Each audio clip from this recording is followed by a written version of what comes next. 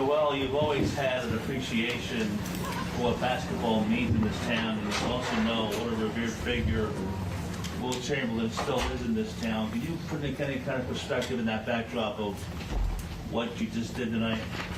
I mean, it was great. Obviously, we'll, accomplish a lot of things, as far as, everything. I mean, the history of this league and basketball in general. So to be in the, same conversation, I mean, that's pretty cool. And then they gave me a stat that I was actually surprised that he's never done. So, but no, it was just a great night. And how'd it go?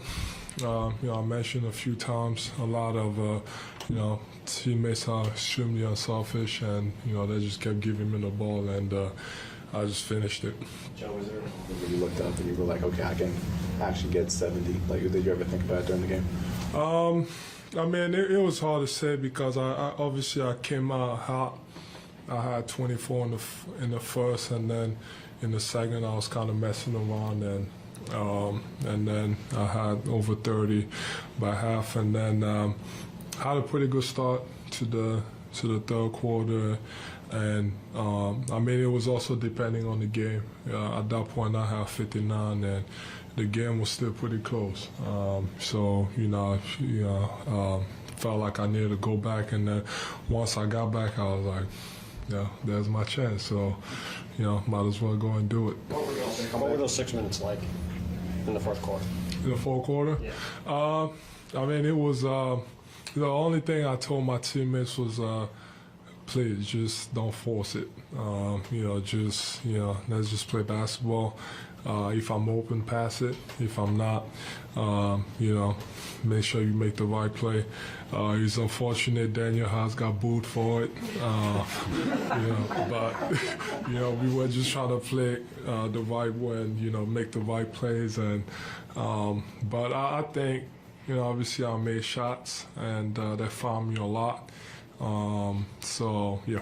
To follow up on that, on those 6 minutes, the crowd was very much into it at that time too. They could sense that you were getting close. What was that like for you, taking that in, accomplishing that record with that energy in the building? I was really just trying to close the game. Like I said, at that time, the game was still pretty close. We were only up like 11 or 12 or something like that, around that at that time.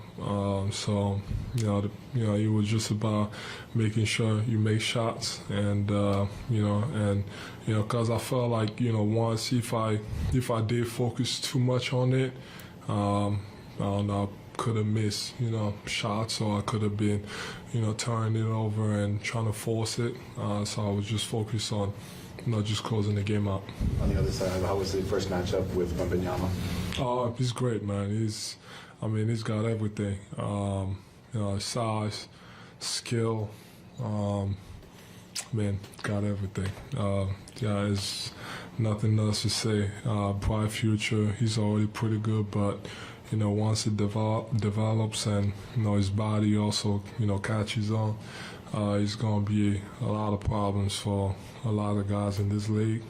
But he's extremely talented. Just talking about how performance inspiring a few minutes ago, just to know that he and other guys that are coming up are inspired by you and what you're doing. I guess what does that mean to you? What you mean? Wemby called in his postgame, he said that your performance was inspiring for him to witness that and to be part of that. I guess to know that you're having that impact on the guys coming up, what is that mean? It's great because, even though I started playing late, from the time I started playing, Kobe was my guy. He's the reason why I started playing basketball.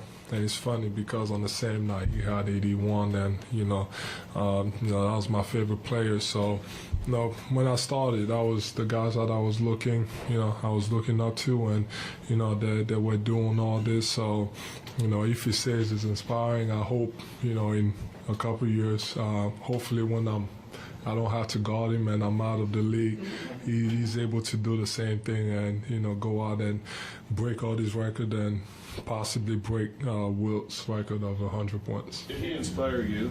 You know, you have a knack for coming up with big games and big moments, and the eyes of the league were sort of on you and him tonight. No, I wouldn't say that because just like I mentioned the other night against Denver, it's not like I just woke up one day and I was like, okay, I gotta try to go out and dominate and have the best game of my career. You know, I try to do it every single night on both ends of the floor. You know, that's where the mindset, just trying to go out and dominate. So yeah, there's, you know, I'm really just, you know, pushing myself and challenging myself every single night. You know, what else can I do? What else can I add to my game? You know, can I try something new to see if it works or if it doesn't? So, yeah, I'm just really challenging myself. Joe, the conversation with Brett Brown after the game was a little more special for you to do it in front of him because of, you know, your relationship. I'm glad I did it in front of him. No, but yeah, obviously I started with him. You know, first coach stopped me a lot. Not just on the basketball side, you know, off the court too. You know, just you know, maturing is a big part of it.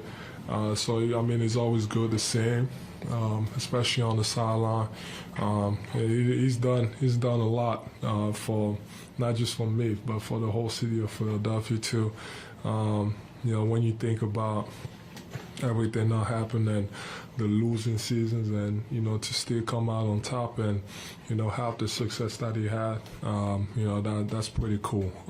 But you know, it's always good, you know, to see him, and but I'm kind of glad I did it in front of him so he can kind of see the product of, you know, what he created.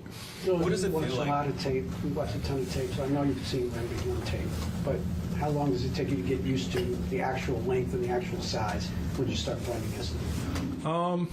I mean, when I do watch the games, I usually imagine myself, you know, just playing against them, especially because I haven't played. If I haven't played against some guys, and you know, I thought obviously the length is extremely tall, but I wouldn't say it's easy. But you know, I think I have a pretty good sense of how to attack, you know, some guys. Depending on, you know, how they guard and if they're tall or if they're strong and all that. Then you know, I thought, you know, I just made a few shots tonight, and but he's extremely long.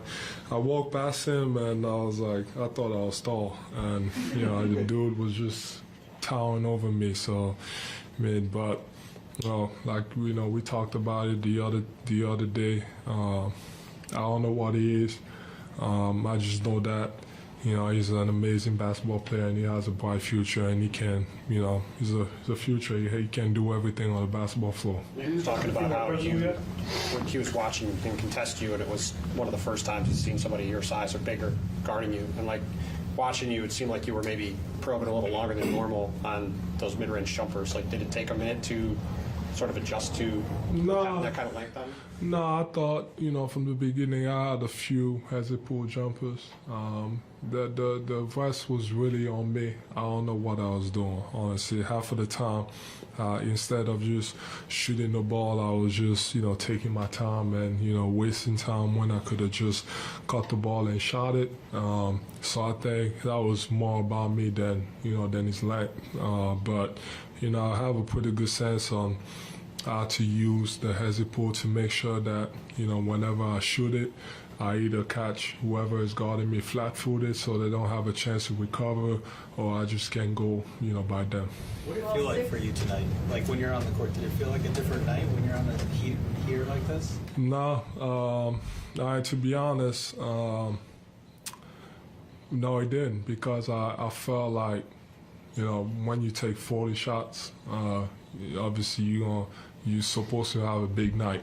And I felt like I was actually mad at myself because I missed a lot of, you know, easy shots that I've been making all season, a lot of easy pull, a lot of, you know, pocket pass jumper that I missed.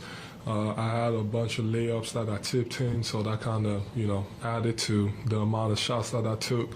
So I was kind of I was actually mad about, you know, the easy ones that I was, you know, missing at the time. But Yeah, but when you're shooting, that many shots, which I never thought I would be taking as many shots in my life, you obviously you're going to make some and you're going to have a big night.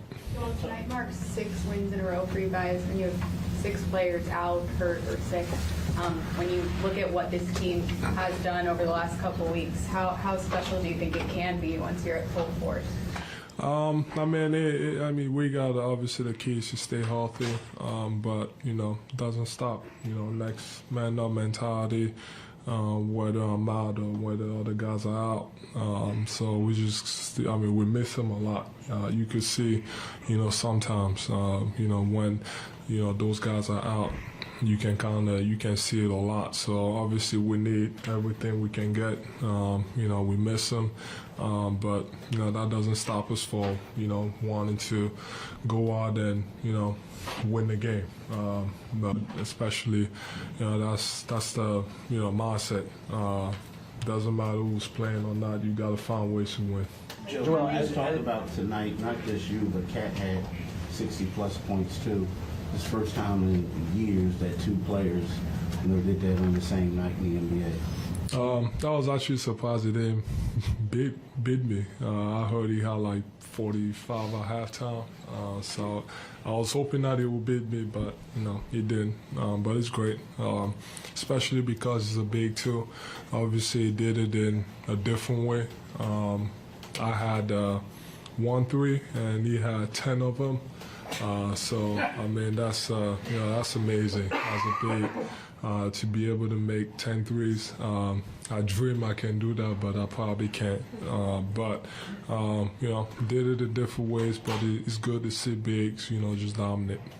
Joel, as you've emerged as a perennial MVP candidate, your mid-range game has really taken off, especially this season in particular. What have you changed about your preparation, if anything at all, to allow you to take another leap in the mid-range? I don't know. I think, I'm just taking whatever the defense is giving me. I just try to prepare myself. Well, tonight I didn't prepare myself. I didn't warm up, but, most of the time, I just, like you said, I just watch a lot of film. Just try to see what defenses do, and what I'm mostly proud is I feel like double teams. I've gotten so much better at just handling them, and whether it's passing on or just attacking before the double comes. But that goes back to just I think it's mostly just film, because in the summertime I just I don't work out a lot. I just try to, make sure that my body's rested, and then, towards the beginning of the season, start doing a few stuff. But I think it's all about with, Drew, my trainer, just watching a ton of film, not just from big guys, but MJ, Kobe, and all those guys. Thanks, Joe.